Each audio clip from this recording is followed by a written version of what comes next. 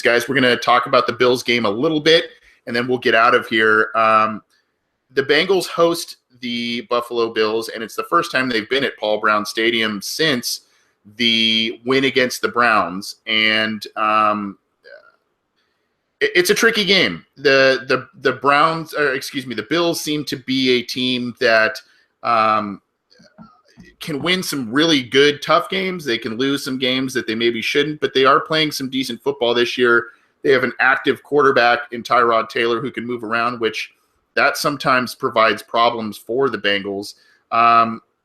Let's talk about this game. Scott, you have one specific matchup area you're looking at this week, and I think you're also going to be making a post on Cincy Jungle about it as well. Yeah, and that is the running games, basically the Bengals running game and Bills running game.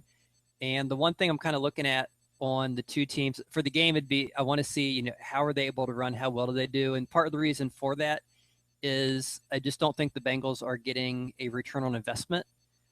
We had talked earlier about them using first-round picks on OBI and Fisher. We've talked about some of the other players they have.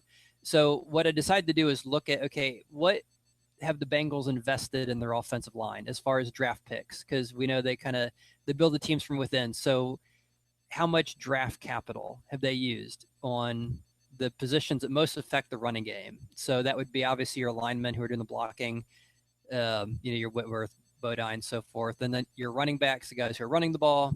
And then, of course, you could argue, well, the tight end more often than not is going to be in there help blocking. So if you look at those positions, Giovanni Bernard, Jeremy Hill, both second-round picks. Whitworth was a second-round pick. Left guard, center, Bodine and Bowling, both second-round picks. Zeitler was a first-round pick. Oboye was a first-round pick. And Eifert was a first-round pick. So basically looking at all that, if you take the average of what they've invested, it's 2.1. So basically a second-round pick is what you could argue they're investing as far as draft picks for their offensive running game. And what are they getting for that? Right now, they're getting the 10th ranked running game, 116 yards a game, 4.3 yards a carry. Not very impressive. Nothing really good. We talked about the Cowboys, and now we're talking about the Bills. Those are the two teams who are leading the NFL in rushing. The Cowboys investment, 3.1. So basically, every one of those positions are taking a round later. The Bills, not only are they second in the league with 155 yards a game, but they have this insane 5.8 yards a carry. McCoy's the worst of the top three with 5.1 yards a carry. Tyrod Taylor's at 6.7, and the backup running back, Gillislee's at 6.0. So, they're obviously doing something right. And their average investment for those same positions would be 3.4. So like middle of the third. So if you look at the top five rushing teams this year, it's interesting what they have on those positions as far as the running back, the line, the people in the running game drops. From the Cowboys, it's 3.1. The Bills is 3.4. The Titans are next at 4.1. Raiders at 4.6. Texans at 5.0. So you see that as the teams have spent more in terms of what they are using in the running game, they have seen better results. And then the one outlier is the Bengals, who just have spent, a ton more than everyone else. So everyone else is, I mentioned was like 3 to 5 as far as the average pick for the running game. The Bengals are way, way, way up there, and they're just not getting anything out of it. So we see a huge disconnect where they actually are putting a lot of draft capital into the running game with the running backs, with the linemen.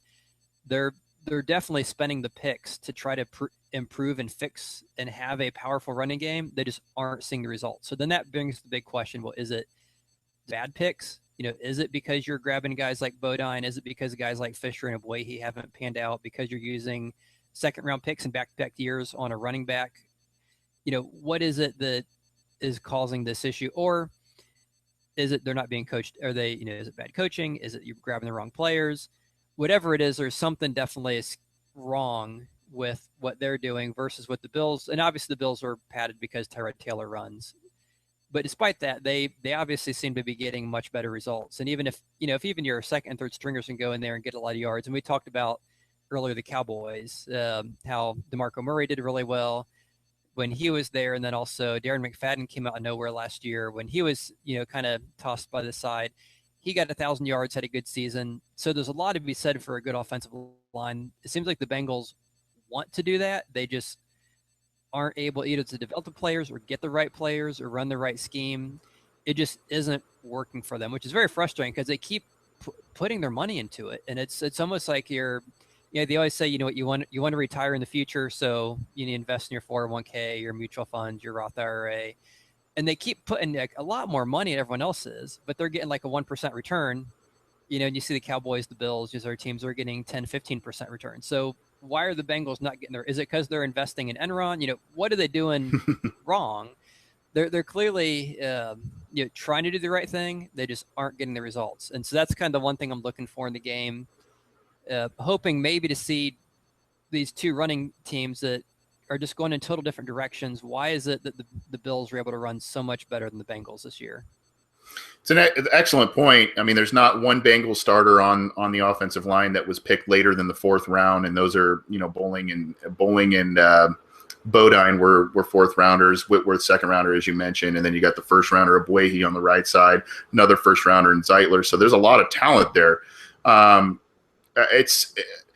think if I can maybe answer one of your rhetorical questions there, Scott, I think maybe one of the issues that the Bengals have on the offensive line is, though they have these high picks there and a lot of talent there, what they seem to value a nastiness and a mean streak and overall strength over good footwork and good technique and maybe even athleticism. Now, Boehe was known as an athlete. Fisher was known as more of an athletic guy as well.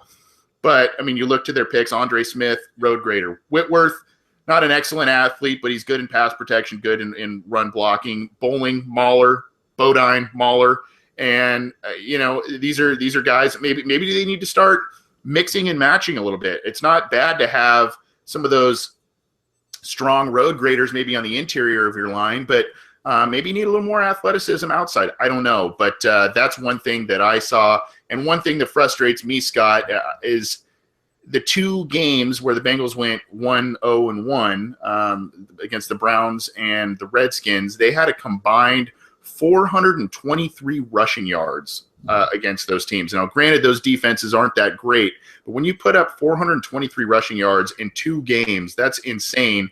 And they basically bailed on the running game against the Giants, even though sometimes it was effective. You saw Jeremy Hill have a nice touchdown run and things like that. So I think both those guys, I think they maybe had 21 combined carries against the Giants. So that's not going to get it done. And obviously with the pass protection issues, a good run game will help negate that. So good stuff from you there, Scott. That's a great point, and obviously something to watch this week. Connor, what are you looking at this week as the Bengals host the Bills at Paul Brown Stadium?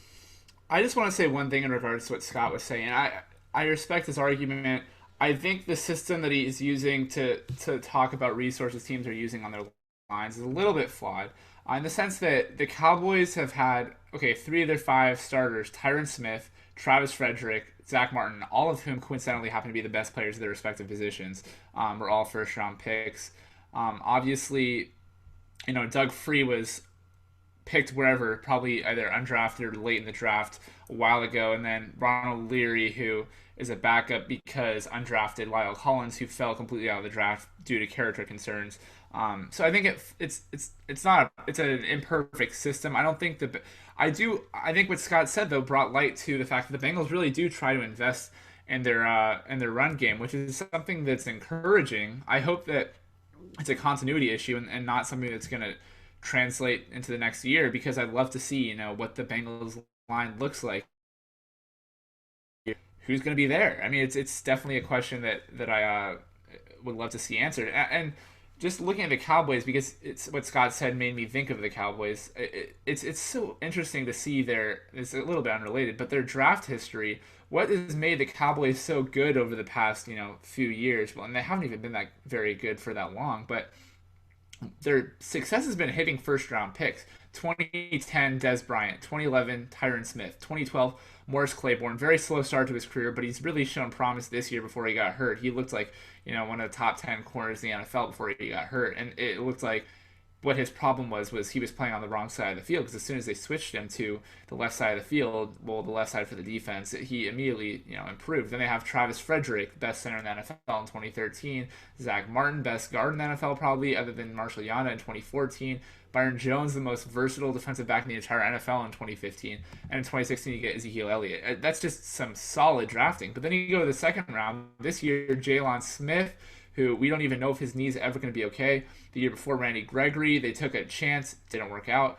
That's the second year in a row that they took a chance, didn't work out. The year before, DeMarcus Lawrence, who's been okay, 9 sacks I think in his career, but hasn't been very consistent.